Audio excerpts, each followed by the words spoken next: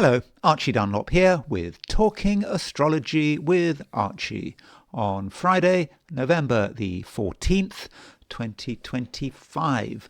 I'm not really a watch person. I know people don't wear watches anymore because of cell phones, but even before cell phones, I just could not handle watches. I just couldn't handle the whole process of wearing them. I mean, I don't understand.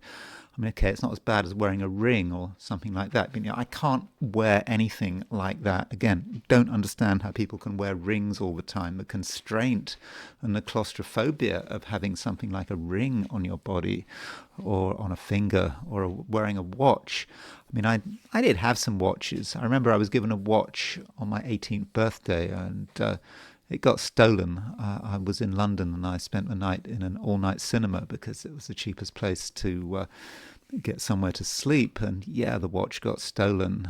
And I was given a watch it's a bit later, maybe in my 30s, when I was given, my father gave me a watch for Christmas. But that didn't work because the watch strap kept clinging onto the hairs on my arms, and it was just impossible.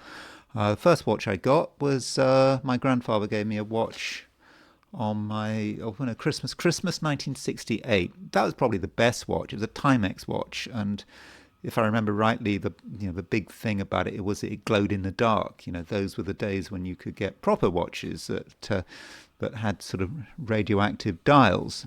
But I don't know what happened to that. But, some people do wear watches, and, that is fortunate. And, this does relate to the signing of the bill which ended the government shutdown. And, I know that it happened, the shutdown ended on Wednesday, on the 12th, but I couldn't work out what time it was. I know that there were newspaper reports at 10:24 p.m., but, 10:24 was not necessarily the time of the shutdown. So I was just going through the videos of the shutdown and pictures of the shutdown, looking for clocks and watches, and finally I found what I was looking for. Mike Johnson, who was the Speaker of the House of Representatives, was standing quite close to Trump, I think on Trump's right, and you could see his watch. And at the time of the shutdown, his watch showed 10:19, and I've got a picture in the thumbnail of his watch. Now I'm assuming that he set his watch correctly.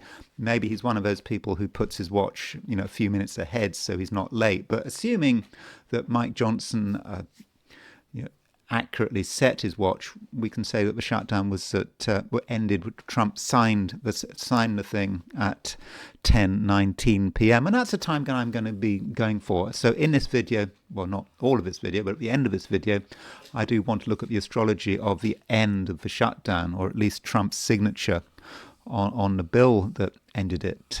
But before I do that, I want to consider the astrology and the I Ching of today, which is Friday, November the 14th, 2025. So here is the chart for today, set for noon, New York time, on November the 14th. Now, don't forget to like and subscribe if appropriate.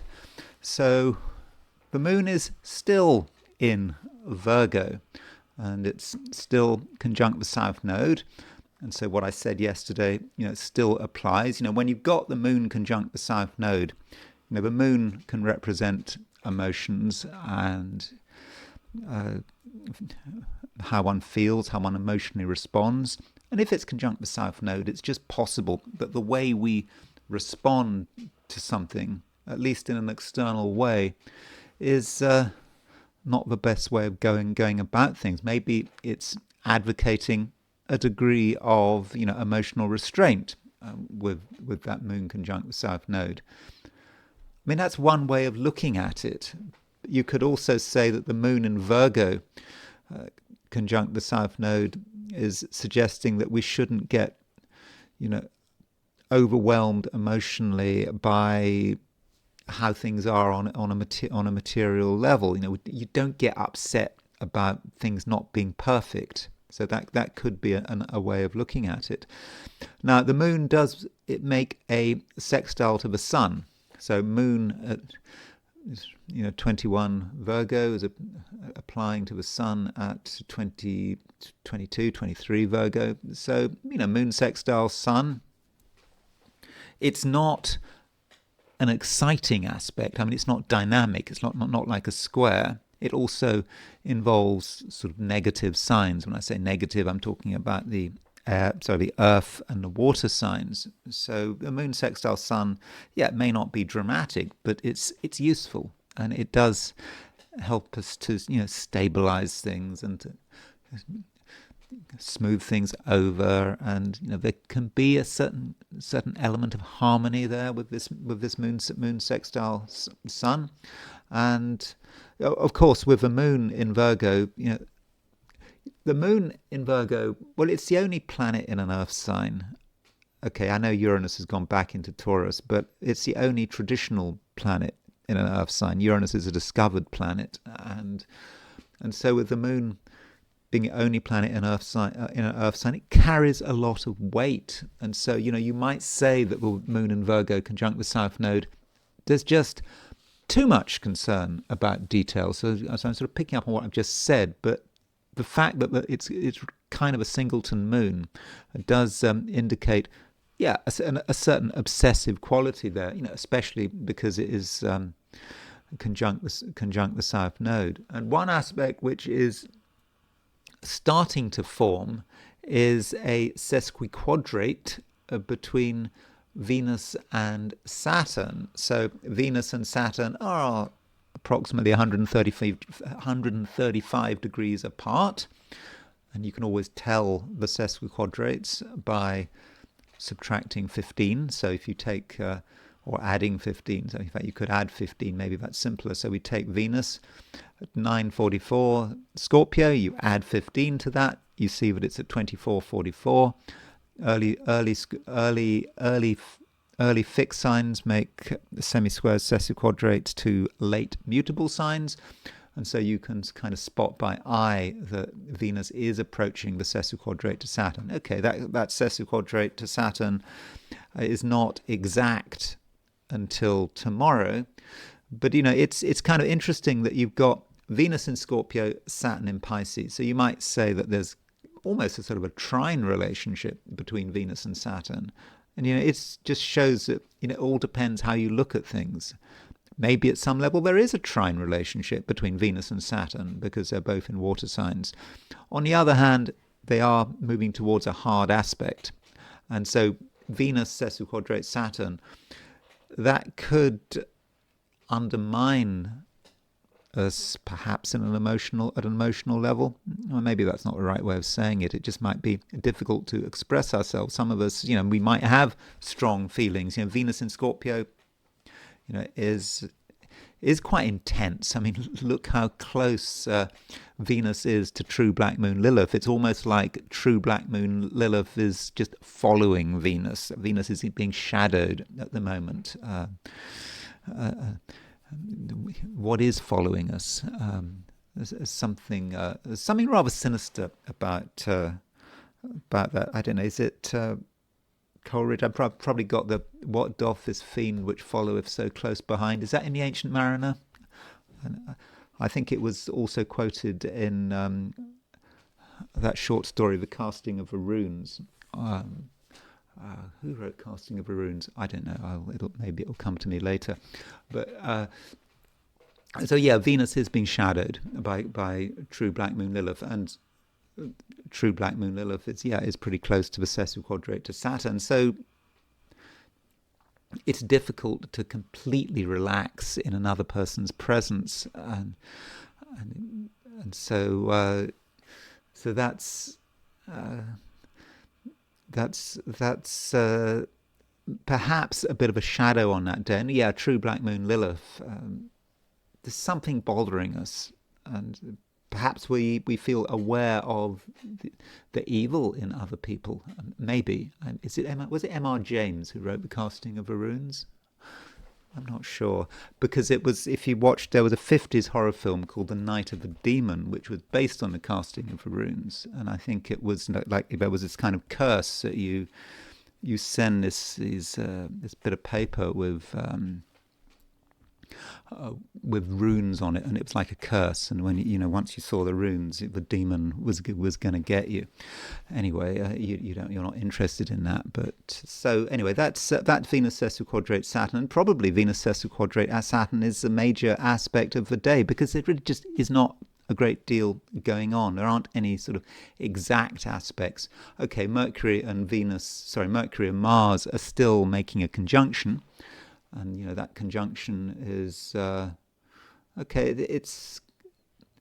It's nearly 3 degrees off, and that's because Mercury and Mars are going in different directions. Mercury is still going retrograde. Mars is, of course, going forward.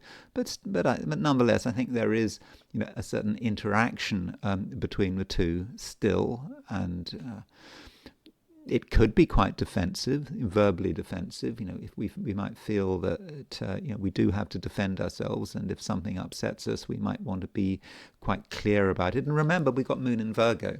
When I looked at Moon in Virgo in detail in yesterday's in yesterday's horoscope reading, I looked at a few people who had Moon in Virgo, and people who have Moon in Virgo can be quite cutting. They have a way with words. J.K. Rowling has a Moon in Virgo, and look how she has been very effective in dealing with her critics in terms of the trans issue, and how she was very effectively able to deal with Emma Watson. So that's Moon in Virgo, and it is verbal. Moon in Virgo is ruled by Mercury, and so when you've got Moon in Virgo, Mercury conjunct Mars, it's a time when some of us can be very sharp. Particularly if we have Moon in Virgo in our own charts. Well, I don't have Moon in Virgo. So that's the picture for New York. So let's set the chart for Sydney, Australia. So in Sydney, Australia, we set Sydney, Australia. Okay, this is remember, this is just a representative of Australia and New Zealand. And I do appreciate that there are large time differences, even within Australia. But I can't just have charts for every single time zone. I'd love to, but would I love to? No, maybe not. But I could. But I don't think I'd ever have a chance to finish anything if I looked at 24 different charts a day. So in Australia, the moon is just earlier in the sign. It's moving towards a conjunction of the South Node. I don't think that there's any great difference between the positions of the planets in Australia compared to compare Australia or New Zealand compared with the Americas. Venus and true black moon Lilith are earlier in the sign, but they're both earlier in the sign. So, for example, we've still got that Venus true black moon Lilith conjunction there. And then there is the heliocentric view. So putting the sun at the center of the solar system, and we have a conjunction between Chiron and Mercury. There's Mercury and Chiron at around 25 degrees Aries.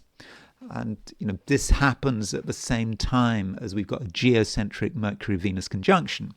So if you take the view that Chiron is the maverick, wants to do things differently, likes to be heard, likes to be shocking perhaps, and you've got Mercury-Mars conjunction geocentrically, and I've talked about the verbal aggression of Mercury-Mars, and then you've got Mercury-Chiron, a Mercury-Chiron conjunction.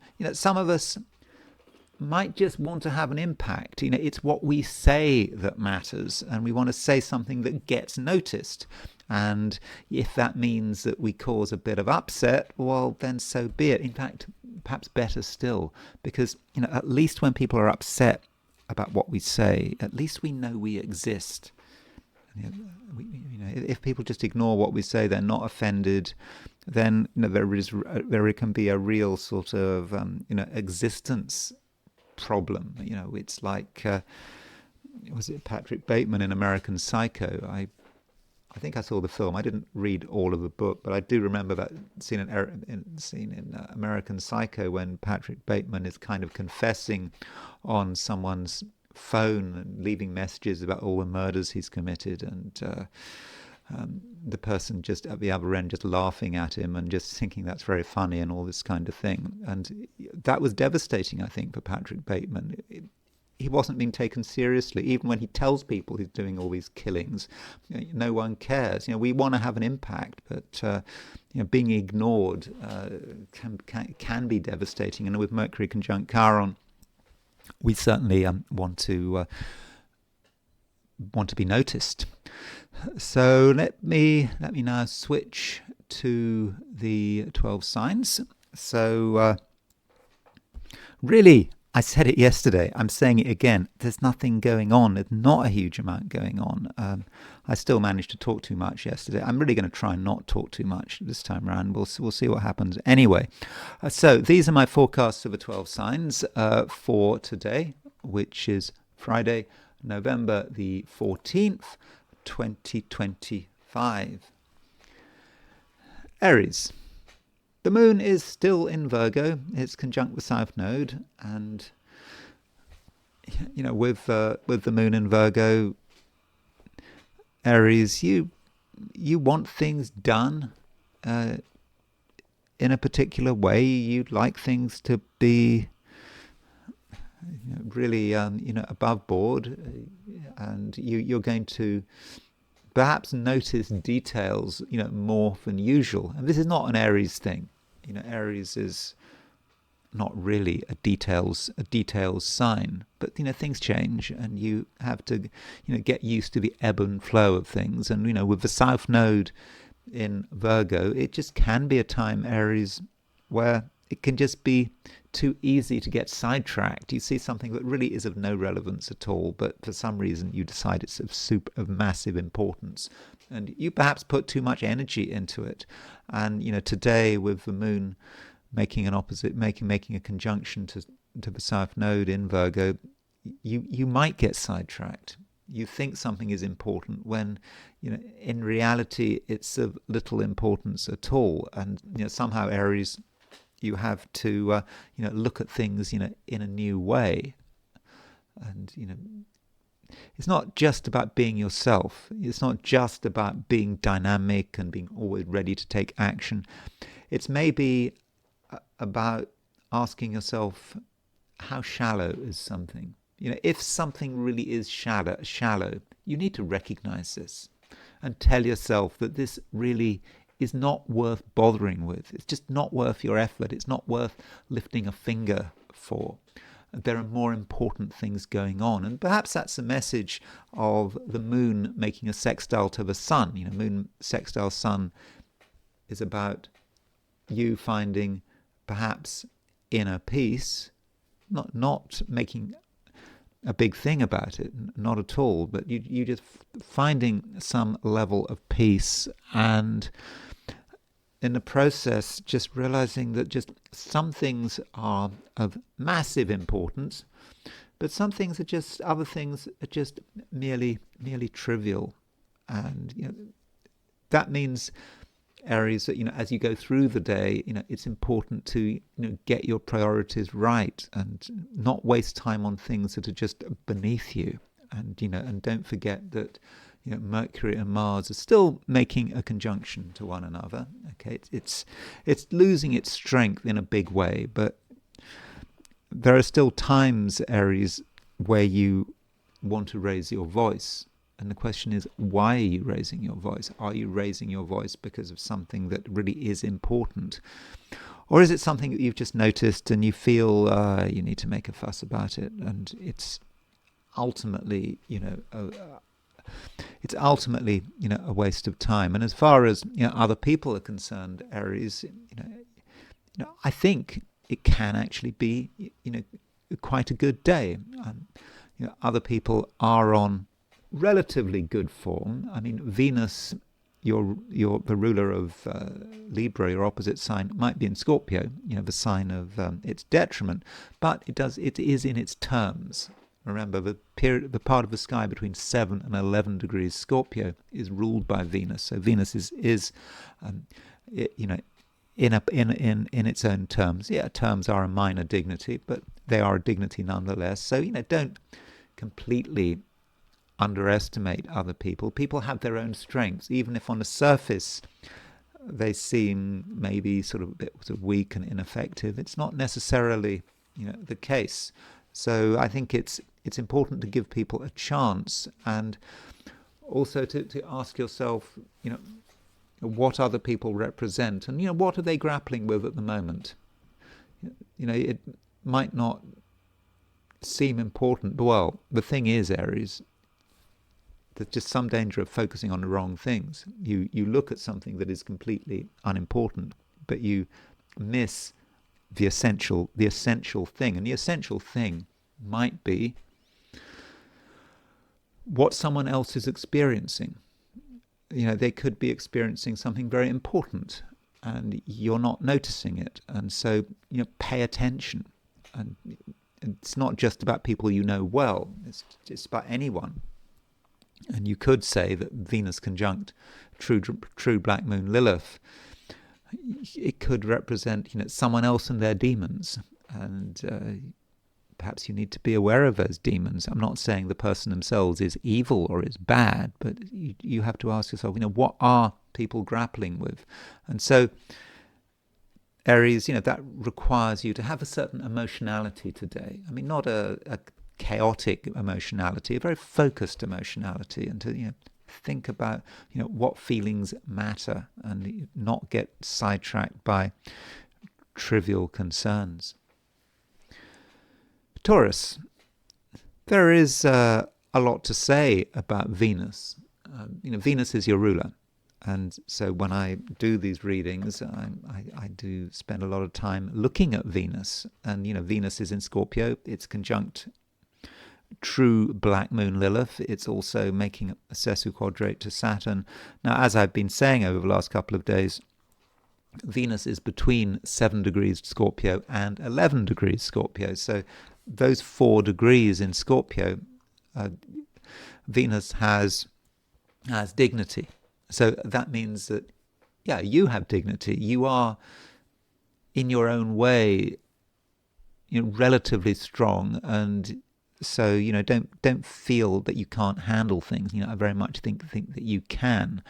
And as far as the best way to approach things, well, I think you've got to have your eyes open, and you've got to have your heart open as well. You have got to think about what is going on, under the surface, especially now with Venus making that conjunction to true black moon Lilith.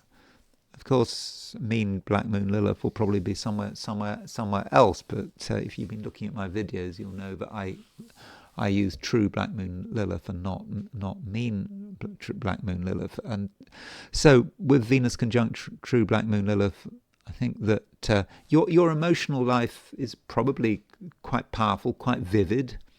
You are aware of a lot of things, and perhaps you have a chance to observe yourself, to observe some of your feelings. The feelings, as they emerge, as they appear from nowhere. You can watch them develop, hit their peak, and then start to die down. And those feelings could be negative, feeling that things are going to go wrong, feeling concerned about the future. They could be more positive, and they all pass, and they all have their cycle, and they come from an important source, and that relates to Venus conjunct the true black moon Lilith. True black moon Lilith, has sort of a difficult reputation. When you think of Lilith, the sort of creature of the night, and we all have that Lilith, that nocturnal being that perhaps represents things that we don't really want to discuss, and things that we don't want to discuss, and we perhaps don't even want to acknowledge. And of course, the problem about not acknowledging things is if we don't acknowledge things, we start to see them elsewhere. We can see them in other people. if if we don't have self-reflection, then we can start having sort of fantasies and ideas about and fears about another person, and we see in this other person everything that we're afraid of in ourselves, and so that could well be how Venus conjunct true black moon Lilith, actually is. And what I think the true black moon Lilith is, really asking you to do is to be aware, to be aware of yourself, in all of your complexities, seeing things in a way that is, but sometimes is dark, and acknowledging that at some level, you're not a nice person. None of us are nice people, and we've all got a darkness. Well, I mean, that's sort of Christian idea, maybe original sin. We've all got that sin, and you could say that we should feel guilty about it. I mean, if you take a standard sort of Christian approach, but an alternative way is that we should integrate it. Things only become sinful when they're not recognized. You could argue, when you recognize it, it just becomes part of who you are, and self-expression becomes natural, more sort of natural and healthy, and sort of beneficial to not just to ourselves but to other people. And Venus additionally is making a sesquiquadrate to Saturn, and this Venus sesquiquadrate Saturn, it's exact tomorrow, but it's something that you are beginning to feel. And so with this Venus sesquiquadrate Saturn, it just may be difficult to tell people how you feel, or you might be of a view that you can't fully express yourself, and you might feel bad about that. But should you feel bad about that? Some things perhaps are best kept to yourself, but not in the sense of being repressed. And repression is not a good idea. It's a good idea to really think it through, to feel it through. Of course, as a Gemini, I always think it's about thinking things through, and I understand that thinking is just one mode. Yeah, you can feel it through, and at its best, that Venus sesquiquadrate Saturn is about taking something and providing discipline and structure, and being able to present an organized front, but not a repressed front. Being able to take your deeper feelings and to get hold of them, and to display them in a way that you feel comfortable with. And that's another reason why we should be aware of our own feelings, because if we're aware of the way we feel, and perhaps if we're aware of our inner demons, then they're less likely to behave in a chaotic, random, and destructive way, because we've acknowledged them. And so that really does matter. It can matter. And so it may be a complicated day, and we have to perhaps decide how to deal with our own feelings, and we don't want them to get out of control. And perhaps if we don't want them to get out of control, the best way is to acknowledge them. And this is especially the case, if we are in a social setting. I mean, Taurus, at some level, probably you'd like to avoid other people. Other people just maybe too much trouble, but they have got something to offer, and maybe you should make some small effort to socialize today, just a bit, just to see what happens. And it might make you feel better and actually more confident. Maybe you'll see how you behave, and you'll maybe see that you're able to contain things, without repressing them. Gemini. Mercury is moving away from that conjunction with Mars. It's just not as strong as it used to be, but it hasn't entirely gone away. And Mercury's conjunction to Mars, there could be moments when you feel annoyed, you feel you want to say something, and if you don't say something, that kind of might sort of make things worse. And yeah, you just notice things as well. You notice things and you feel that you have to respond.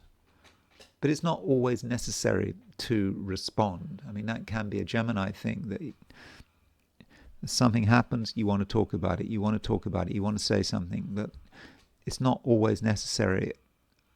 And you know this. And part of you, Gemini, would just like to do nothing. Just put yourself out of harm's way. And when you're out of harm's way, when you're out of harm's way, it's not just about you being harmed, it's perhaps you doing harm. And it's like, as a Gemini, when I was I remember when I was 6, I went through this phase of drawing on wallpaper. Was it 6? Yeah, I used to write things on wallpaper obsessively. And I remember my parents were visiting new houses. They wanted to move house. I'm thinking about 1968 again. I've already talked about 1968. I've got this memory which just kind of gets in the way sometimes. But, I've got a good memory for some things. I've got a terrible memory for example, remembering poetry or grammatical tables if I'm making some abortive attempt to learn a language. But I remember when my parents they wanted to buy a house in 1968, and they were going to different houses, and I insisted on staying in the car because I was afraid that if I went to someone's house, I wouldn't be able to stop myself, and I'd start drawing on their wallpaper, which is not obviously what you wanted to do. And so there is this perhaps fear that what will happen if you are with people, if you what will you do? And the question is, what does harm's way mean? You might feel that you could cause damage, that you could upset people. You can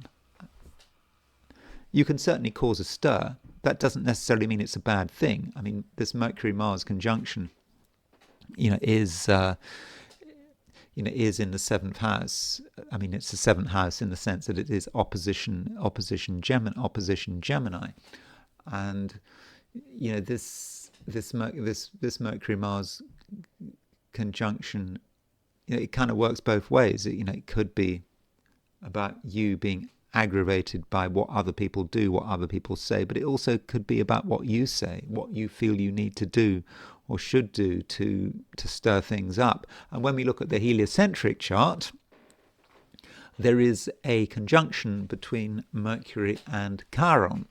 And I am of a view that very often Chiron is the maverick, and it is a disrupting energy.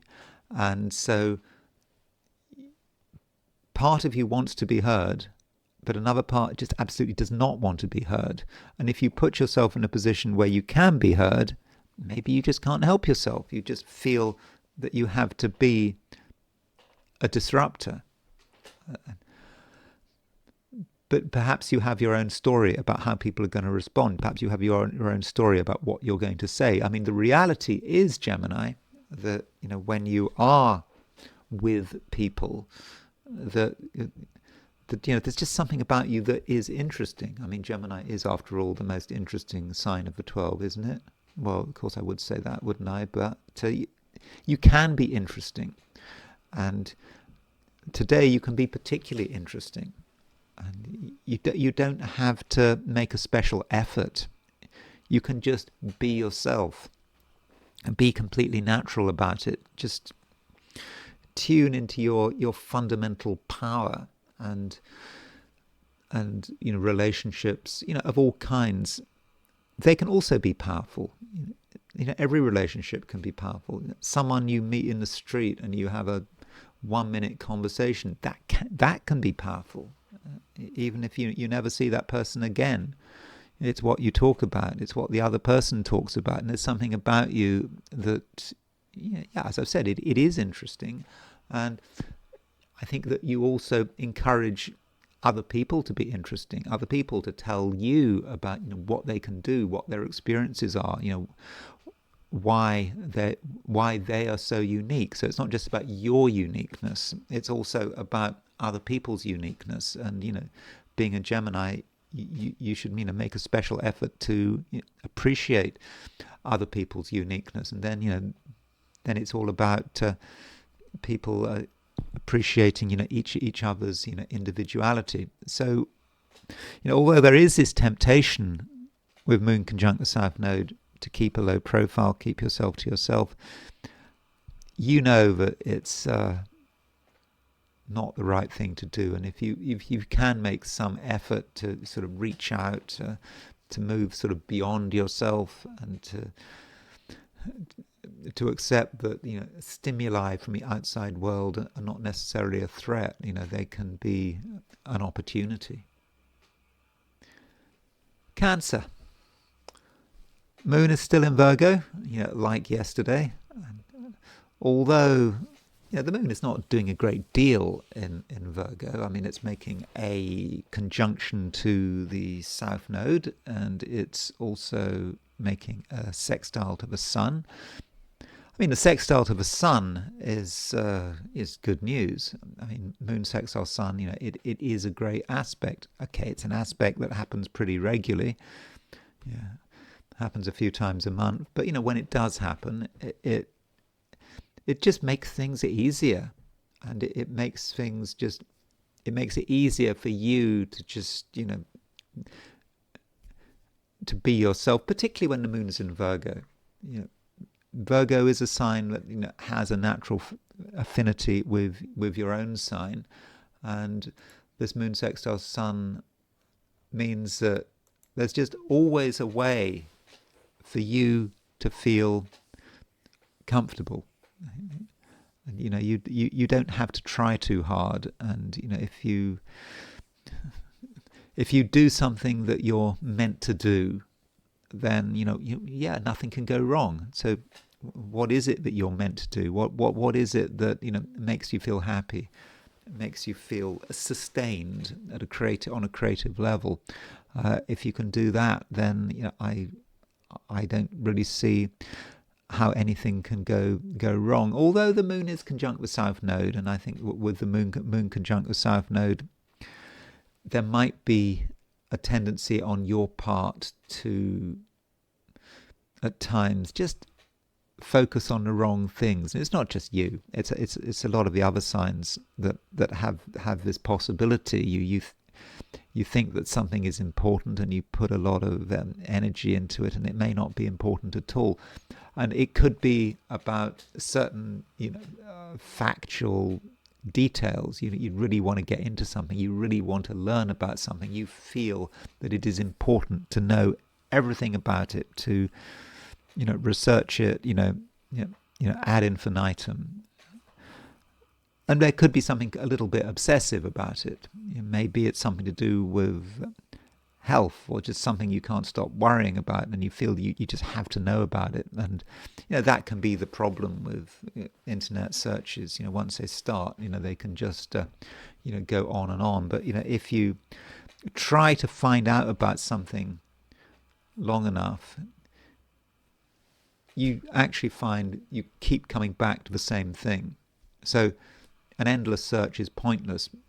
And in fact, if you were to step back, the answers would be pretty clear, and you should stop asking questions because you know the answer.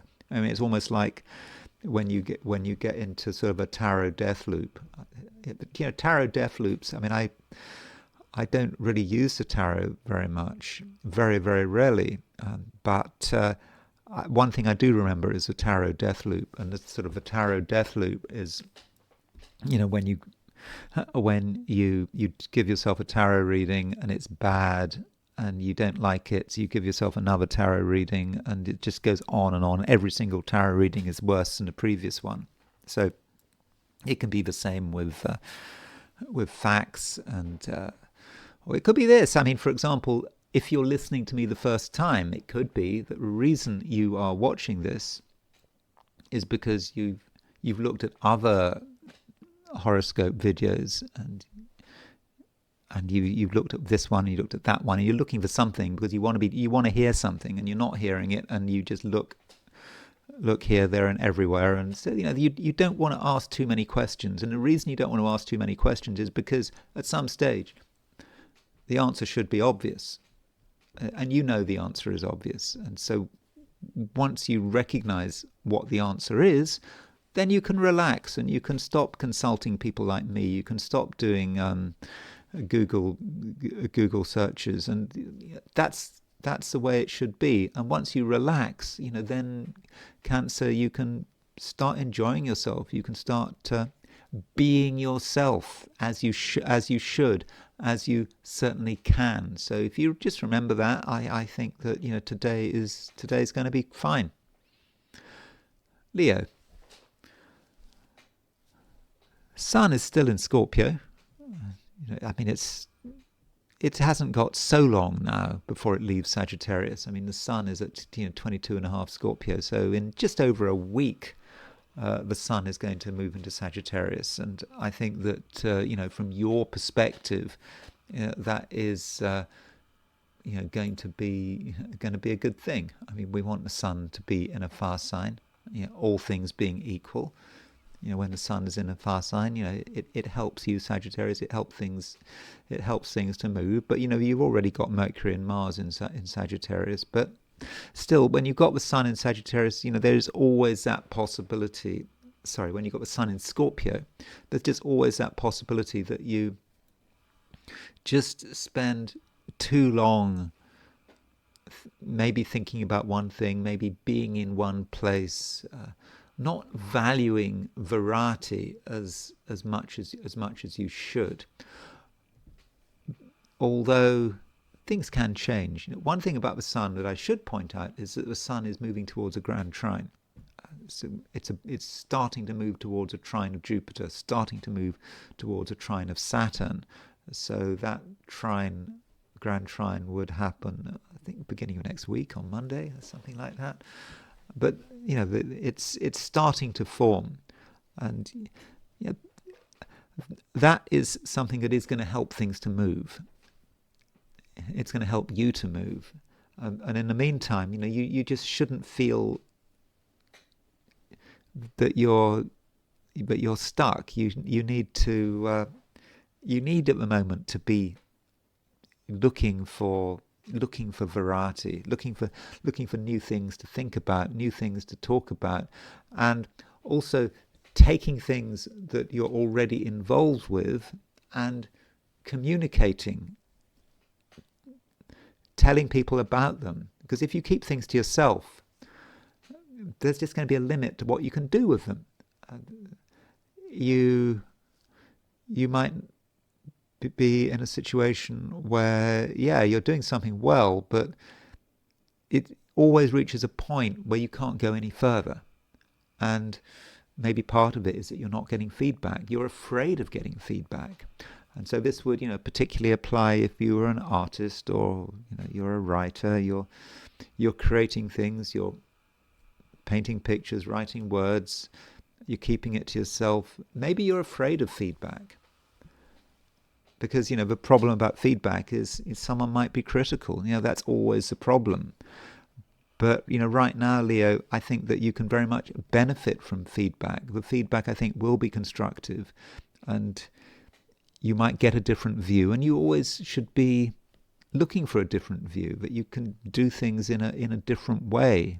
And it's not about compromising yourself. When I say different way, I don't mean 180 degrees different way. I mean just a slight adjustment. And that might mean getting some outside feedback, being able to put up even with a bit of criticism, constructive criticism. I think that can help. And don't forget, you are a clever, creative person. You can't be damaged by what you hear. You can't be damaged by constructive criticism. It doesn't change who you are. And so I think that, Leo, there is a lot you can achieve at the moment. not just today, but you just don't want to get too stuck. If you're only focusing on yourself and your own interests, and you're not making the most of the various connections around you, well, that would be a shame, and I think it would be unnecessary. And as soon as you start talking about what you find to be interesting, whatever it is you find interesting, whatever it is that you regard as being important, it's something that does need to be talked about, because it will, I think, make you feel good, and it will also give you an idea about how it relates to the wider world. And that is something we've always often got to do. We have our own creativity, but we've got a world out there, and ideally our creativity should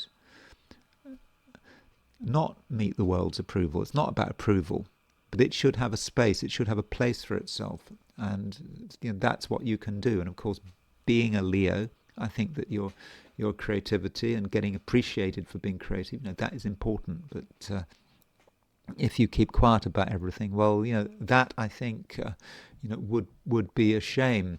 And one other thing, Venus is conjunct true black moon Lilith, and with Venus conjunct true black moon Lilith, don't be afraid of anything. If something bothers you, maybe something you observe bothers you, it indicates that things are not good.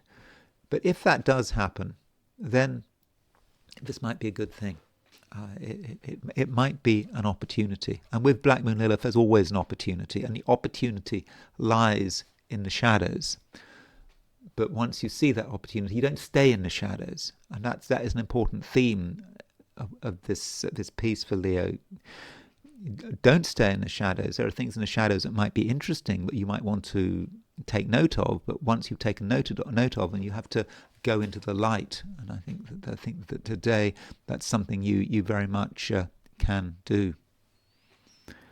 Virgo, Moon is still moving through your sign, and the Moon is the only traditional planet in an Earth sign. Okay, we've got Uranus in Taurus, but Uranus is a discovered planet, and so I wouldn't necessarily put too much emphasis on that. And with the Moon moving through Virgo, you're quite sensitive, you're aware, and whatever's happening around you, you feel it, you pick up on it. And that can be a problem, as I was suggesting, I think, yesterday. And I was talking about you might be aware of pollutants, contaminants in your environment, being impacted by bad air, smoke, whatever.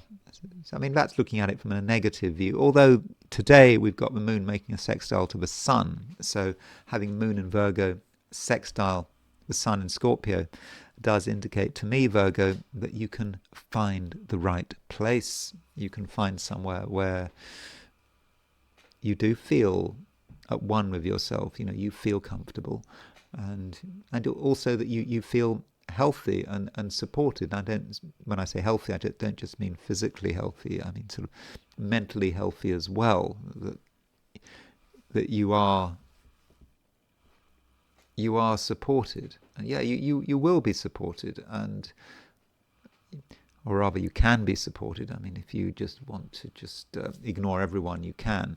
But once you get involved with people, I do think that things move, things happen, and you shouldn't assume that anyone is going to behave in a particular way. And relationships can have a real power.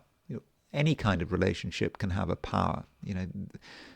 There's just a chemistry that can form very quickly. It could be just like a chemical reaction that burns out very quickly, but it's not burning out in a sense of something lost. It's just that maybe you and someone else, your paths cross, and while your paths cross, things really are happening. Things are going on, and things are changing. You can be changed by the briefest of conversations, in the same way that you can change another person. But don't worry too much, about the details. I mean, you could worry too much about the details. I mean, that is perhaps a danger. And if you're worrying about the details, about how you look, how you behave, what particular words you're using, are you getting it right, are you getting it wrong? If you have those kind of worries, that would spoil things, and you need a degree of spontaneity. I mean, not crazy spontaneity, but just a bit of spontaneity, can go a long way. And additionally, we've got this conjunction between Mercury and Mars. Mercury is, of course, your ruler, and this Mercury-Mars, at times it has been a problem. I mean, the Mercury-Mars conjunction could have just sort of stirred things up and sort of made you sort of agitated. But, Mercury's retrograde.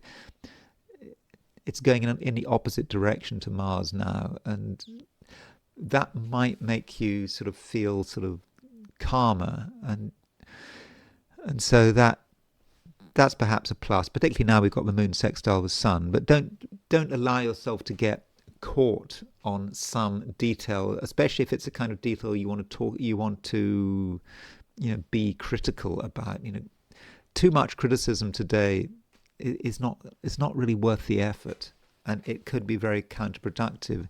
When I say criticism, I mean you criticizing another person, or you just pointing something out.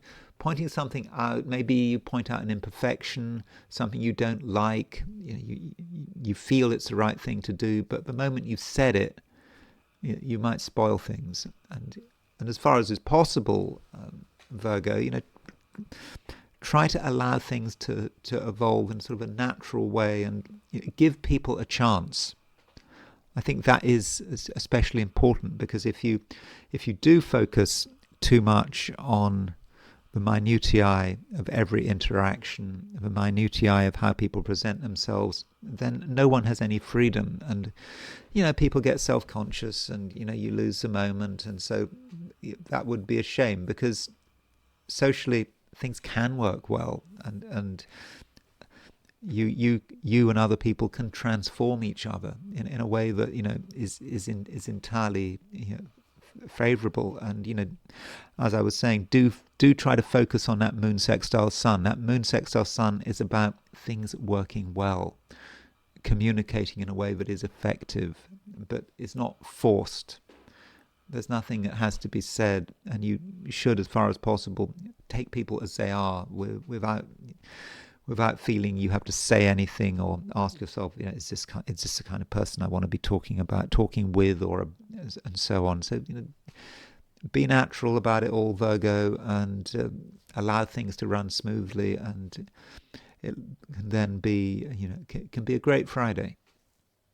Libra, there is no need to apologize. You are who you are, and right now you have your priorities. There are some things you're interested in, other things you don't want to get involved in, and you have a particular stance, and you don't have to shift it. And fundamentally, Libra, I think that you are in a relatively strong position. Venus, is currently around 10 degrees Scorpio. So 10 degrees Scorpio, that means it's still within the area between 7 degrees Scorpio and 11 degrees Scorpio, in terms of the Egyptian terms, where Venus does have dignity. So don't worry too much about Venus being in its detriment. I think that Venus being in its own terms does, to some extent, compensate for that. That doesn't mean to say that you've got all the strength in the world, that you have to take on everything at once. Instead, you should do things slowly, according to your own system, your own plan. And it's not just a case that there's no need to apologize, that there's no need to explain. You do have your own way of doing things, although that doesn't mean to say that you should be overly psychological, and you don't want to, obsess about things. I mean, the moon is making a conjunction to the south node and in Virgo. So for some of us, moon conjunct the south node can be a bit obsessive. You sort of maybe worry about things too much, particularly if you've got worries that are vague. That is the thing about worrying. What are you worrying about, if anything? I'm not saying you're worrying about anything at all, but if you are worrying about something, is it something precise? Is it something that can be resolved, or is it sort of vague and unreasonable? And there's some possibility of a set of vague and unreasonable worries, in which case you should, address the issue and ask yourself instead, what needs to be done? What constructive steps could you take to resolve things? And those steps are definitely there. And it's not that you have to get everything right. You do not have to get everything right. You just have to do what you can, and then things should be fine. And as I've said, Venus is in its own terms. Venus is also conjunct true black moon Lilith. A true black moon Lilith is kind of following Venus at the moment. Now, that shouldn't worry you. I mean, I know that true black moon Lilith has a somewhat difficult reputation, but I think, many people who talk about black moon Lilith, indeed many people who comment on black moon Lilith in response to my videos, do see its positive and see its power. Black moon Lilith might be an entity of the night, and that perhaps gives it a difficult reputation, but it's part of who we are. And the night, of course, represents the unconscious, and maybe with Venus conjunct true black moon Lilith, there are things that you are closer to than usual, and these things are always there. And it is good to be close to things. If something is, a million miles away, deep in your unconscious, and it's inaccessible, then then it can cause trouble. But with Venus conjunct true black moon Lilith, maybe you're in a position to be able to really touch something and to be in contact with a part of yourself that you sometimes ignore, that you sometimes neglect. So I do think that is a positive, and you shouldn't be, you shouldn't feel guilty about it. You might have feelings that you might not feel entirely proud of, but they're your feelings, and they are part of you, and they should therefore be cherished. Now, that is all very sort of up in the air. It sounds a bit vague. I mean, can we look at Venus conjunct true black moon Lilith in a more concrete way? Well, perhaps we can. I mean, Venus is moving through Scorpio. It is in a part of your chart that is often connected with money, and so with Venus conjunct true black moon Lilith, it might be that you have some realizations about money, not necessarily just, your money, but also other people's attitudes to money. And you're perhaps aware of your own and other people's selfishness, and the fact that so many things in life are determined by money. People's actions determined by money. They might claim, they're doing it for the common good. They're doing it out of altruism, out of charity, and so on. But you can see the fakeness of that argument. You can see that people are motivated by just the desire to get together as much money as possible. All of us. When I set up these when I look at these videos, it just YouTube tells me how much each video has earned in terms of advertising revenue. I mean, I can claim to be as spiritual as I like, but I mean, I know it's not a great deal of money. It's not enough to live on, but I'd rather make a higher than average amount from my videos than a less than average amount. maybe it's just ego, but I mean it is money. But which goes to show that money does matter. Money shouldn't be neglected, and you shouldn't regard it as being dirty or anything. It's okay to want as much money as possible, and maybe that is what Venus conjunct true black moon Lilith, is all about.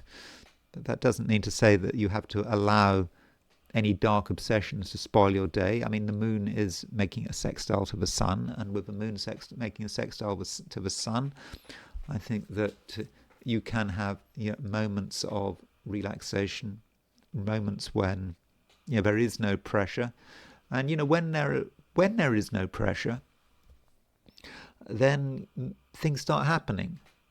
Things start becoming more real, and you can start thinking about possibilities. And in fact, when there's no pressure, your mind might actually turn to what you want to do, what you would like to happen, how you want your various ambitions to unfold.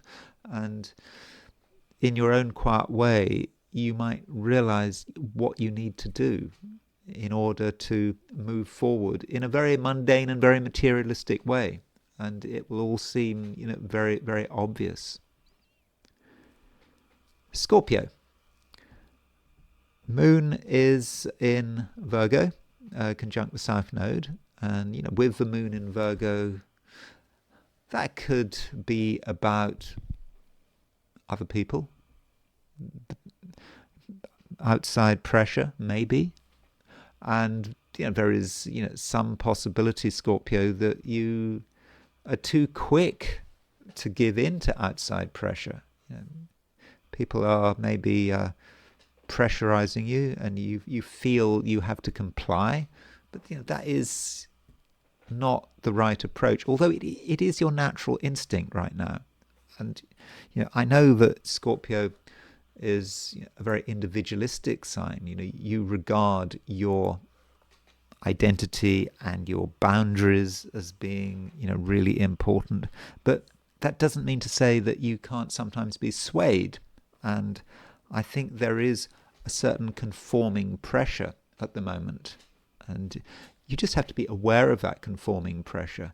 Now you don't have to ignore it, but at the same time, you don't want to give into it. What matters, Scorpio, is you and you yourself, and doing something that you feel absolutely comfortable with, that makes you happy, that makes you revel in the joys of life. Yeah, it can all happen. That's the way it should be. And I'm not just talking about today. I'm talking about what's relevant, right now. With Saturn recently having gone back into Pisces, it did move into Aries, but now that Saturn's gone back into Pisces, back into a water sign, maybe there was something about your creativity and the way you enjoy yourself that needs to be reviewed, that you need to go over it again. This is a time where while Saturn is in Pisces, between now and February the 14th of next year, where you need to remind yourself about what life is all about. And life is certainly not about just doing what other people want, keeping other people happy. That that's not the case, but sometimes it can be difficult to not to accommodate other people just too much. Now, we do have still a conjunction between Mercury and Mars. That Mercury-Mars conjunction is starting to fade. They're now, 2.5 degrees apart. But with that Mercury-Mars conjunction, you still know how to look after yourself. You really do. And if something needs to be said, you will know how to say it. And I don't think you're going to be ignored. And if you need to establish your boundaries or re-establish your boundaries, that's certainly something you can do. Yet, Venus is still in Scorpio. Venus will making a conjunction to true black moon Lilith in Scorpio, and that does mean that there is a place for other people, and you, in your own way, can be, quite charming, and you get on with people pretty well. I mean, it shouldn't be too much of a problem. And while it's true that you can certainly look after yourself, you can be quite sort of caustic in the way you communicate. That is certainly true, but you don't have to always be caustic. If nothing is at stake, if you don't feel threatened, then Scorpio, I think it's going to be quite easy to get on with people. Even if you've never talked to them before, you've never met them before, even then, how to find a hook in order which you can use to develop a line of communication. And once a line of communication starts, once you and someone else, there's sort of a to and fro, then it won't be long before you find some area which you and the other person are both interested in. And it's not about power. Well, in fact, any social contact which becomes about power, particularly if it's about you losing the power, you giving something away, well, that of course should be completely avoided. But I think there's an opportunity for you to get on with people in a way that there is just mutual respect, and you find that there's something you have in common with someone, and that's something that should very much be fostered over the course of the day. Sagittarius, you're still feeling that there are things that just have to be done. It won't wait.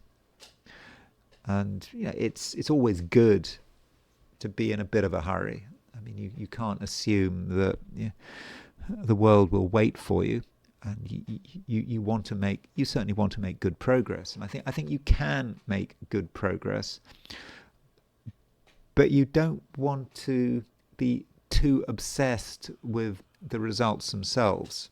There is some danger, Sagittarius, that you're thinking about what you want, and you're thinking that there might only be one way of achieving it, and you could be very single-minded about it, but in the process there may be some sort of insensitivity, and you just miss the fine details. You notice a lot of details, but the fine details, the ones that matter, are the ones that get missed. And I'm thinking particularly about the emotional details. You have to deal with other people, as they are, and accept other people's sensitivities and their weaknesses, and not try to sort of steamroller things, your way. And you perhaps can be successful up to a point, but only up to a point, and you have to think about what's happening in a long-term sense. And if you've upset someone, or you've just been too hasty, that would be a shame. And there is certainly today room for reflection and subtlety. However ambitious you feel, even if you are desperate for results, you still need to give yourself time to just pause and just think about what you're doing and what you're trying to achieve, and just don't say more than you have to. You still got that conjunction between Mercury and Mars in Sagittarius. I mean, I think that in one sense, a Mercury-Mars conjunction in Sagittarius does make you exciting. It makes you a more sort of interesting person.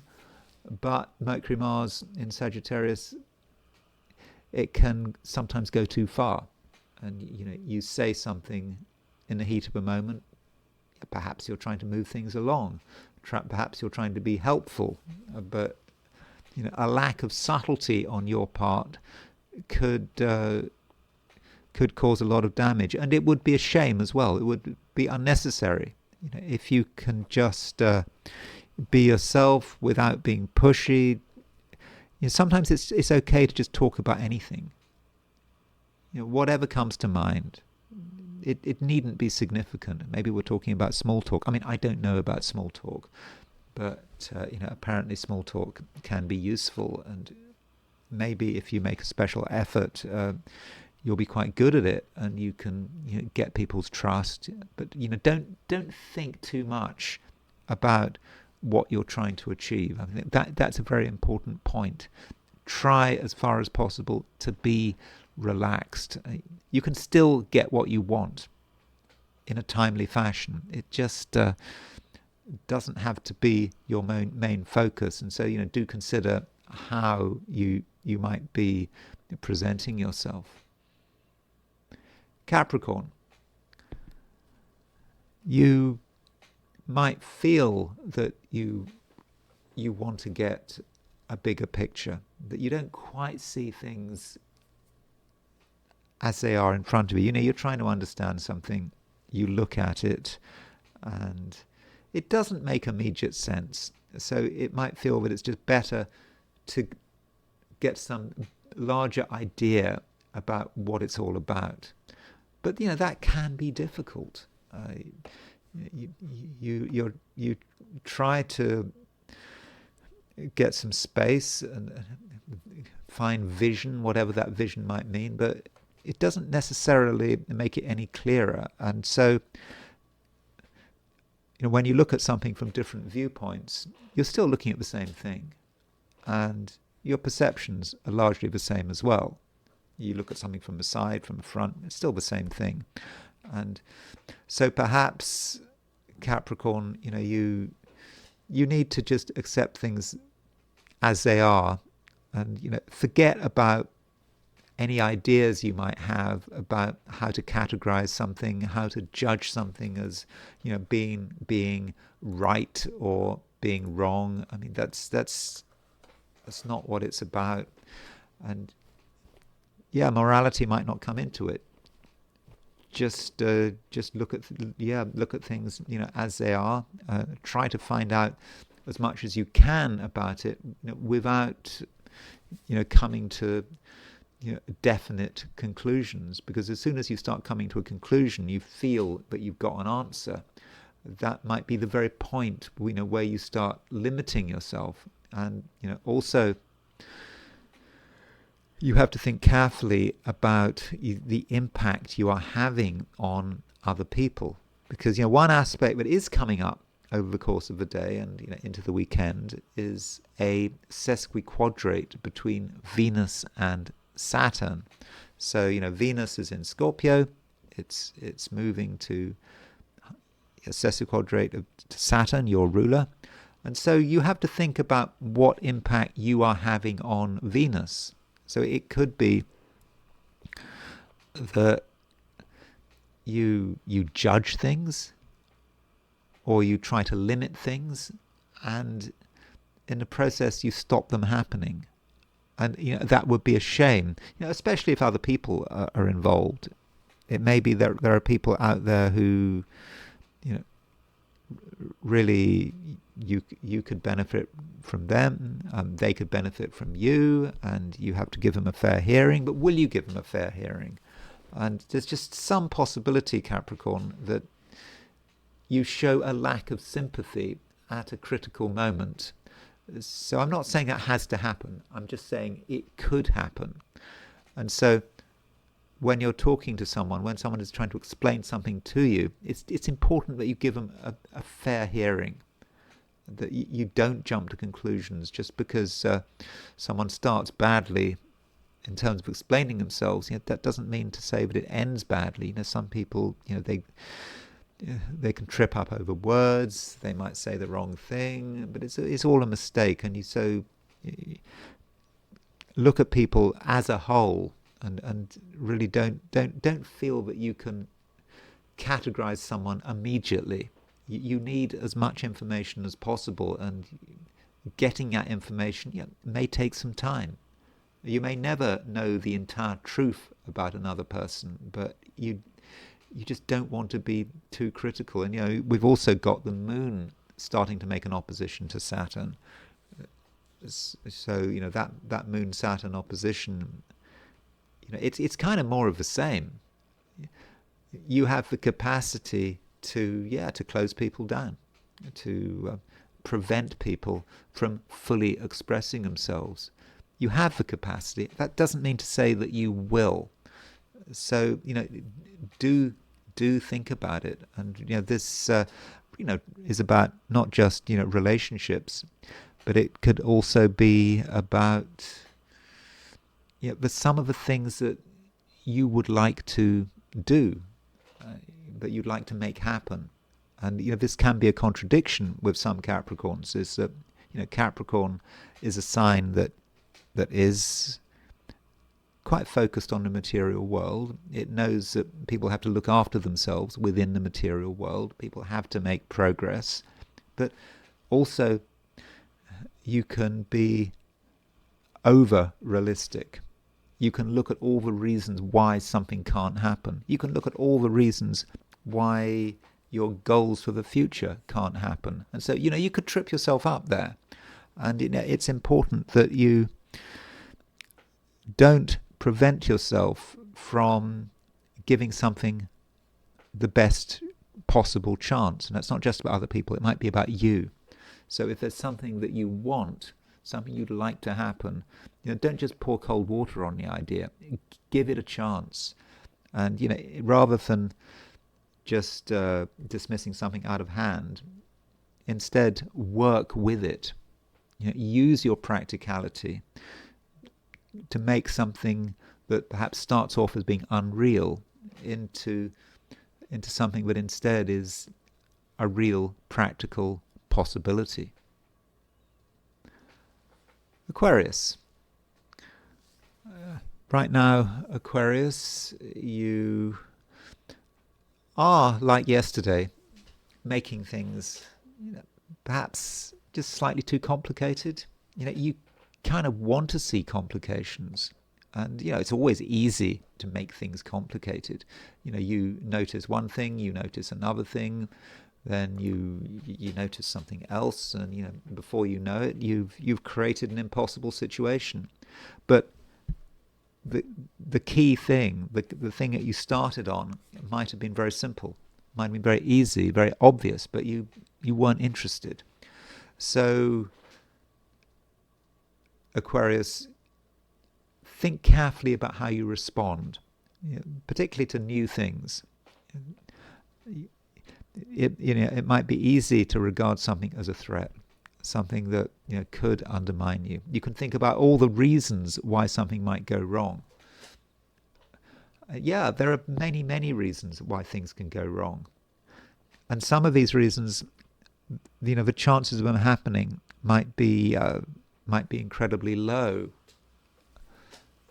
I mean, when I worry about something, I don't know about you, when I worry about something and when I think about a remote possibility, what I like to do is just remind myself by going to the life tables and finding the probability of me dying in the next year. And I ask myself, what is the probability of me dying in the next year? And then I compare it with the possibility of this thing I'm worrying about happening. And very often you find that the chances of this thing you're worrying about happening is tiny. So, for example, I don't know, I think in the next year, I forget, I've got there's a 1%, 2% chance of me being dead in the next year. And so I worry about, I find something else so I worry about something, and the chance of it happening, if I'm logical about it, probably 1 in 10,000. Yeah, I'm worrying about this 1 in 10,000 thing, when I should be worrying about the fact I've got a 1 or 2% chance of being dead in a year. But somehow humans do that. They seem to just ignore the real probabilities, and they focus on something tiny and just completely obsess about it. And that's not something that you want to do, Aquarius. You need to, as far as possible, keep things simple. And while it's true that meteorites can hit, that there can be earthquakes, okay, we're supposed to always prepare for earthquakes, you just don't want to exaggerate. You just don't want to make things more complicated than they actually are. And that applies to everything, particularly money. I mean, with money, just keep it simple. I mean, or maybe you've got a situation where other people are trying to make things complicated, and that's something that you shouldn't necessarily put up with.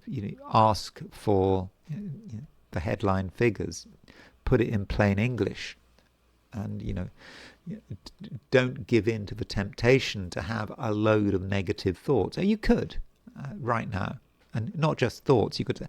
There are a lot of negative things you could say, which could be undermining. They could undermine you. They could undermine other people. They could undermine whatever it is that you're trying to get together. And one aspect we have forming is a sesquiquadrate between Venus and Saturn. Saturn is your ruler. Saturn rules Aquarius, and so Saturn might be about what impact are you having on another person. I mean, Venus is a planet that can be about relationships, can be about someone else, could be someone else. For example, if you're going into work, you have a job, someone is there, and your approach might not be helpful.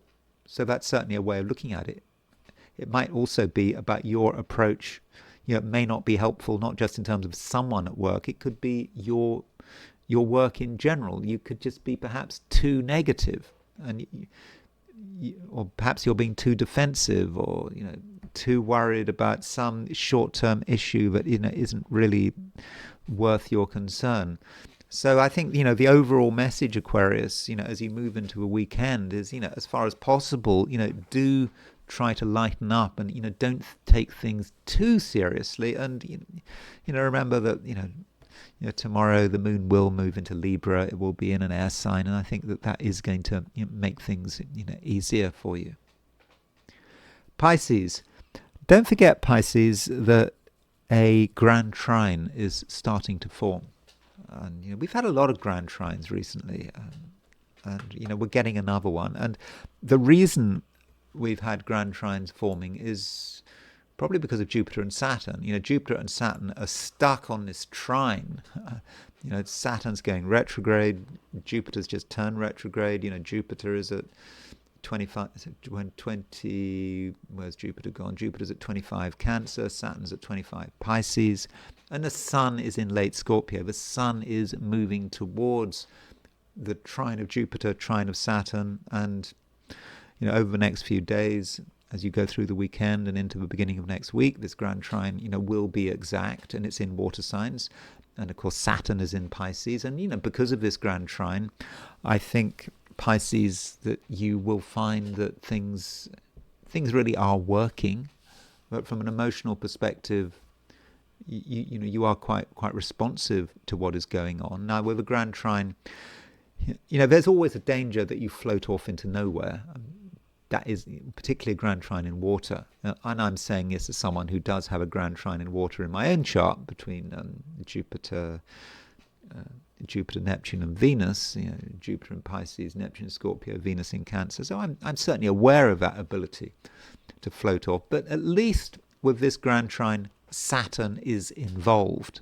Saturn is in Pisces. So although this grand trine is in water signs, I think that Saturn can sort of help stabilize it. And with Jupiter at the moment trine Saturn, okay, I know that it's not an exact trine, but you are able to exercise a degree of control over yourself.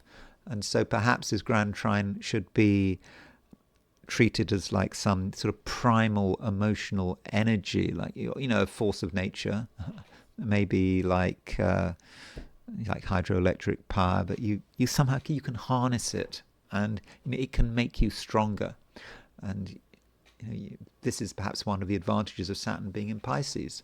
I mean, you think that Saturn can be a difficult planet.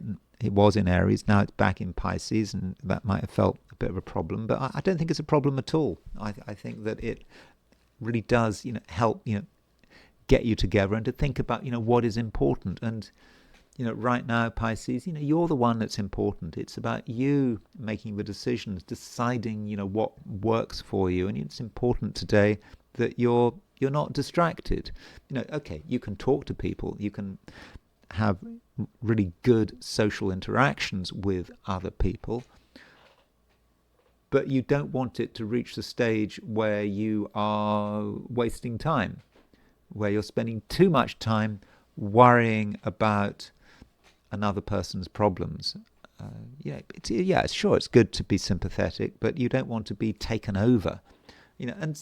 Some people can demand a great deal, and they can keep demanding, and then you find you've got no time left. So Sagittarius, so Pisces, it is another time, because it's been happening quite a lot, Pisces. It's been on and off quite an important theme over the last month. Well, more than a month. Ever since Saturn went back into Pisces and moved towards the conjunction of the North Node. I mean, it's sort of around, I don't know, what is it? Saturn's within 10 degrees of the North Node. But ever since this has been happening, you really have to really have to sort of put yourself first, and it's okay. It's certainly nothing to feel guilty about. And especially now with this grand trine, you can really make things happen. And over the next few days, I will be talking a lot more about this grand trine and how you can make the most of it. So those my forecast for the 12 signs, and now it's time to look at the I Ching. So I asked the question, what is Friday going to be like for those watching the I Ching section of this video? And the first hexagram I got was hexagram number 55, which is abundance. And this hexagram, you could say, is quite misleading in the sense that the title given to it by Wilhelm in his translation of the I Ching is not necessarily a true picture of what the hexagram is all about. Abundance gives us an idea of things being positive, and one of the images of hexagram 55 is like civilization at its peak. Things aren't going to get any better. It is great. This is as good as it gets. And as far as the time of day, it's at noon. And the I Ching says, something like, be not sad like the midday sun. Be like the midday sun. The midday sun can really enjoy its position, but inevitably, the sun at midday, because of summertime, if you're well, we're no longer on summertime in the northern hemisphere, but if you're on summertime, very often the sun at midday is really 1 p.m., which is kind of annoying. It's one of the reasons I'm not a fan of daylight saving time. But when the sun culminates, when it's at its peak, inevitably it goes down, and it goes down towards the western horizon. It sets, and that's the way it always goes. And so we have to perhaps be aware of the decline just at the moment when everything is great. That is it. It doesn't get any better than that. And when you look at the lines, there's a lot of references to eclipses here. Because you're talking about the sun, and then what happens if there's a total eclipse of the sun? Obviously everything is dark. And the I Ching talks about, being able to see the stars at midday. Of course, that would have to happen during a total eclipse of the sun. And we have the second line moving. We also have the fourth line moving. And the second line is not great. It is about darkness. It is about that kind of eclipse moment. And suddenly things aren't clear at all, and we don't know what's going on, and there's a lot of subterfuge. People are doing things behind the scenes. It's very difficult to know who to trust, and it might then be a time when we have to keep quiet. There are things we'd like to say, but we don't know how they're going to be interpreted, and we shouldn't reach conclusions because everything is in darkness. And if because why are people hiding things? But that seems to be a bit of an issue, maybe at the beginning of the day. Now the fourth line moves, and the fourth line moves is not so bad. The fourth line is still saying that there's a lot of darkness we can't see, but it's suggesting that the things are improving. There is a bit of light, and we can afford to I won't say be more adventurous, but maybe we can afford to be more trusting. It's still not a time for saying too much. We should be judged by our deeds and who we are, rather than our words. Words can perhaps be misinterpreted.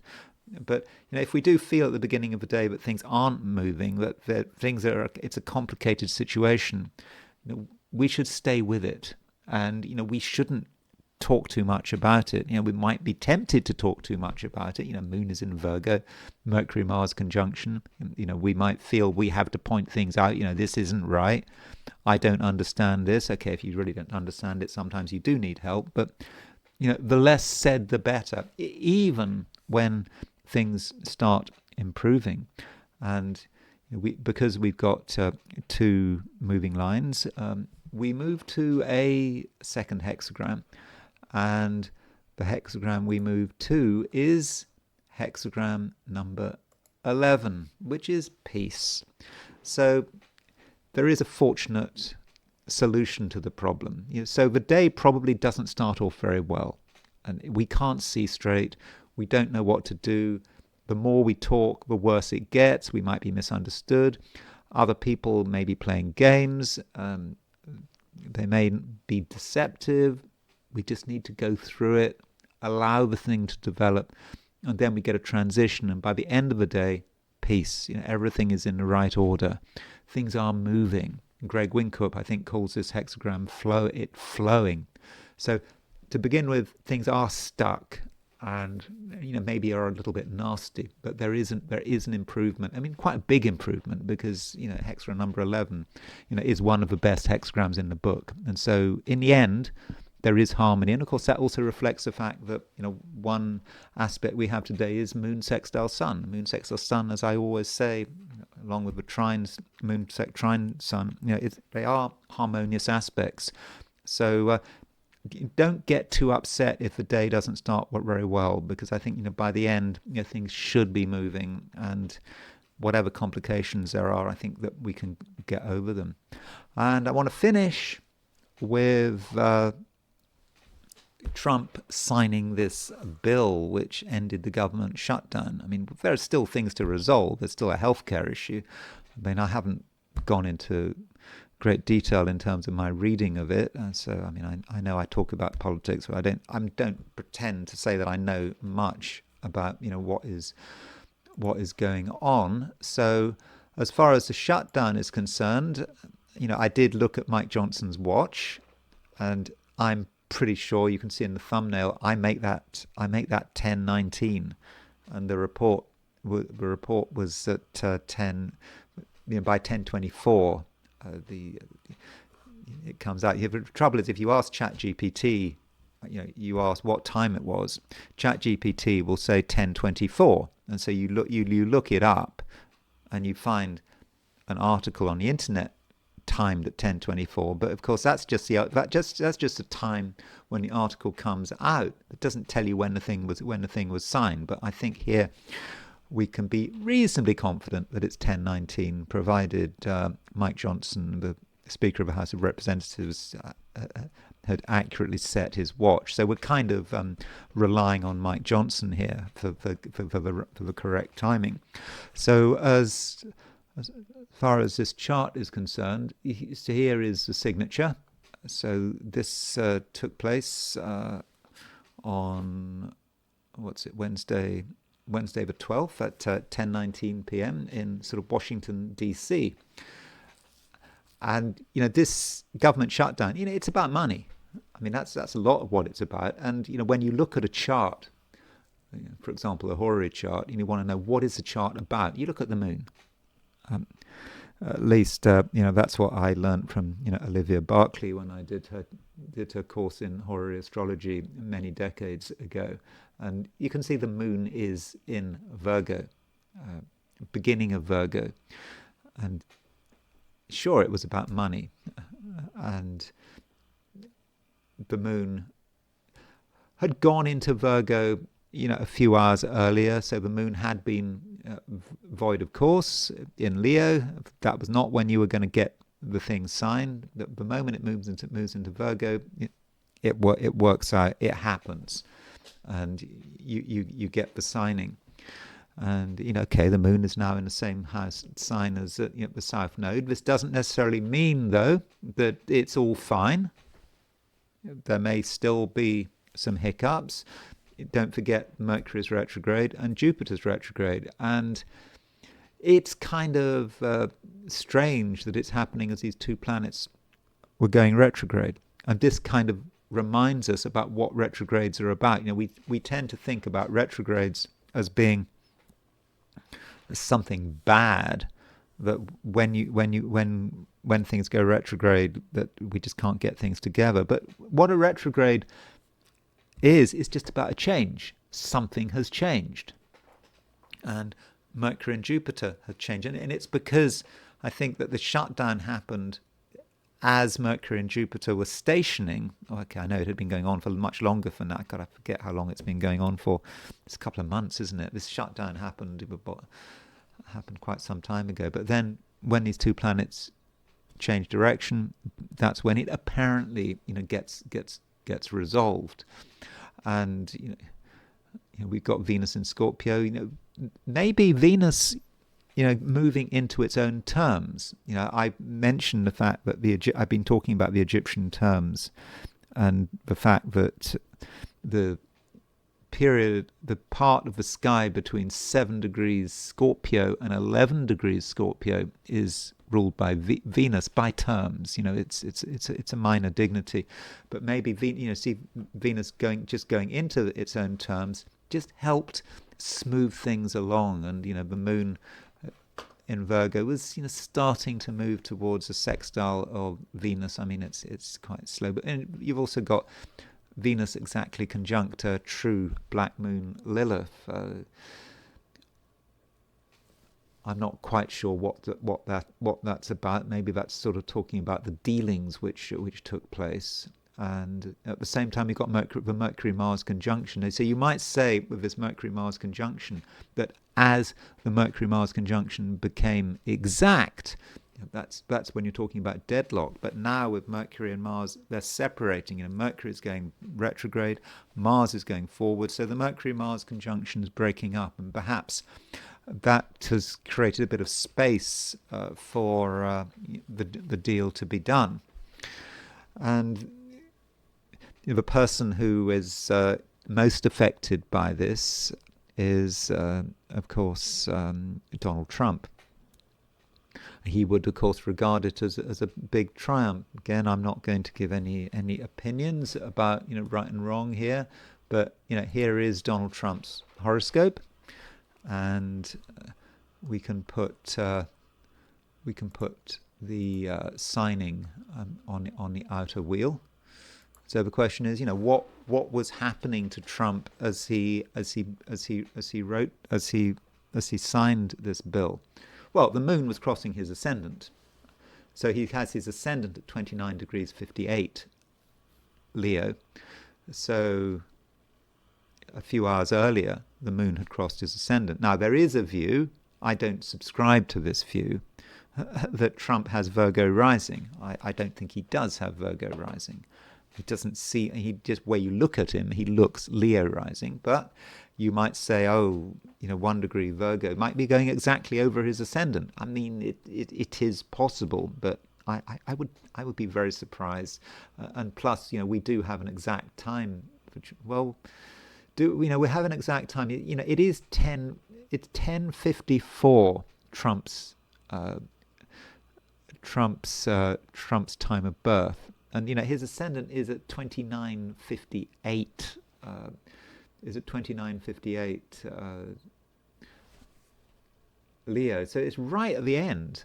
So if he'd been born at 10:55, he would he would certainly have had his ascendant in Virgo. So we should always be open to that possibility. We mustn't assume that we completely get astrology, that just because he appears to seem like to be like a Leo, he is a Leo. He's got Mars in Leo as well. Maybe you can explain some aspects of his appearance and his manner through Mars in Leo, even if he did have Virgo rising. But I must make it clear, I feel relatively confident that he does indeed have Virgo rising, and the moon is in a couple of degrees, just a couple of degrees less than 2 degrees of his ascendant. So that gives us the idea of something happening, and perhaps of a positive nature.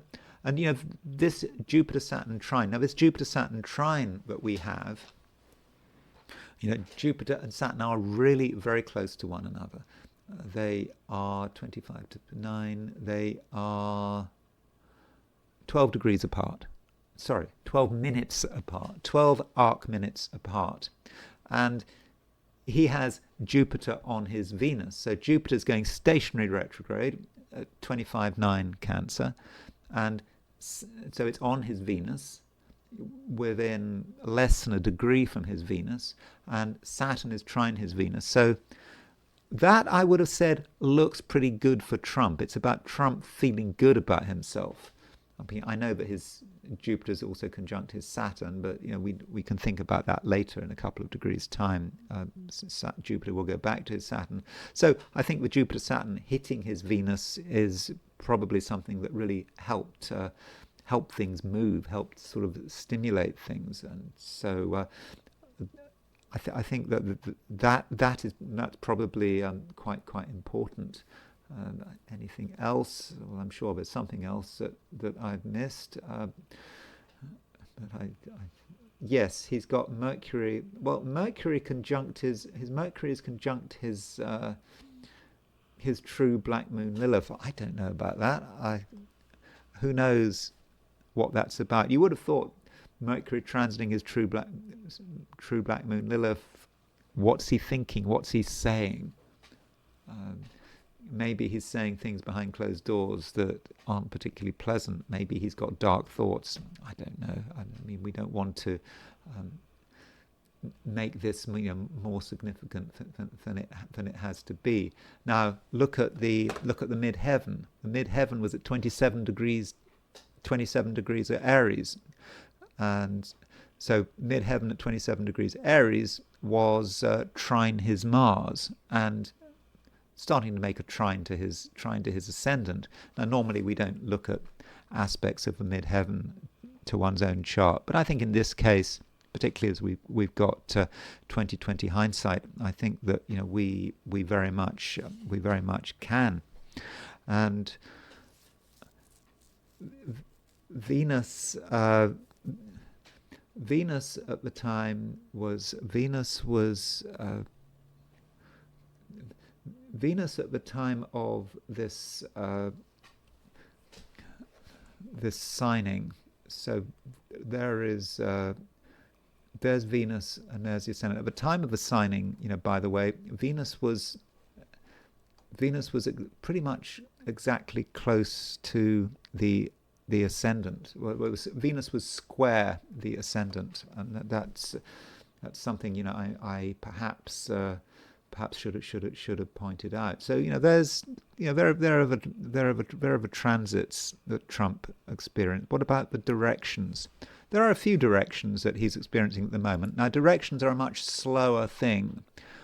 They take their time, but it's always good to keep an eye on Trump's solar arc directions. Remember, with solar arc directions, you move everything 1 degree for every year of life, and so Trump is coming up to 80 next birthday, 79. So you move the planets approximately 79 degrees, and so what are the main directions going on at the moment? And one direction he has is his solar arc directed sun is at 8 degrees 58 Virgo. And that means that his solar arc directed sun has recently been making a semi-square to his Saturn. And maybe that says something about his health. Maybe it's something we don't necessarily know about. But it seems that for Trump, there have been a few sort of frustrations which really could have got to him, and so that might be something that we need to be thinking about. And so sun set semi-square Saturn, and another one is his midheaven. You look at the midheaven. The midheaven is conjunct his Venus, his Pluto. So, okay, you could say that his solar arc midheaven on his Pluto, it was exact a few months ago. But so when you've got solar arc on your Pluto, that is about his power and him perhaps reveling in his power. You could say it's all about him becoming president as the midheaven is on his Pluto, and that perhaps tells us something about his presidency. He's trying to have as much power as possible. At least that is what he is trying to achieve. Now, we could then be thinking, well, what's going on with his Pluto? Now, the thing about his Pluto, and I do think that this is important. If you look at his Pluto, you will notice that Pluto is 16 degrees from his Mars, and also that Pluto is about 16 degrees from his Saturn. So, Trump has Pluto on his Mars-Saturn midpoint. And Pluto on a Mars-Saturn midpoint, it's a bit heavy. It can be about destruction. It can be about wanting to really push things to the point of destruction and not necessarily caring about how much damage one causes. So, for example, if you look at Reinhold Ebertin and what he says about Pluto on the Mars-Saturn midpoint. Remember, Trump has this in his horoscope. He has this in his horoscope, all the time, but it's being triggered at the moment. And Ebertin says about Pluto on the Mars-Saturn midpoint. He says brutality, the rage or fury of destruction, the intervening of higher power, bodily injury or harm, in parentheses, murder, the death of a great many people. I mean, let's not exaggerate here, but I think the brutality, the rage or fury of destruction, Trump has that, and that's part of his nature. Again, I'm not saying it's necessarily a bad thing. I mean, you're president of the United States. If you become president of the United States, you're always going to cause destruction. I mean, it doesn't matter who you are. And so with a midheaven on his Pluto and on his Mars-Saturn midpoint, that's where he is at the moment. He really is someone who is capable of causing destruction. I mean, both at home and abroad. Now, maybe that destruction is necessary. Maybe things have to be torn up.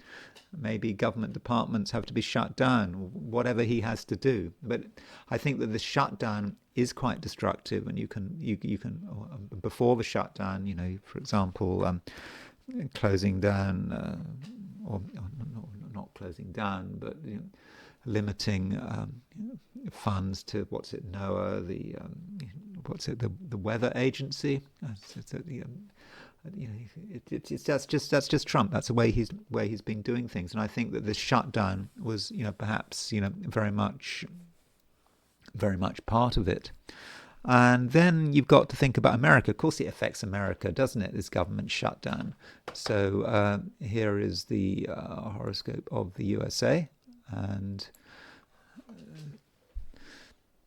so Jupiter is 25/9 Cancer. So you can see Jupiter is conjunct America's Mercury, and Saturn is Saturn is conjunct Mercury, and this grand trine in water signs is going to be hitting America's Mercury. So you could argue that the ending of this shutdown, well, it's good for America. I mean, logically, it's good for America, and perhaps with this Jupiter on the Mercury, says something else that's maybe it's quite positive for America. And people do worry about stock market crashes and economic meltdowns.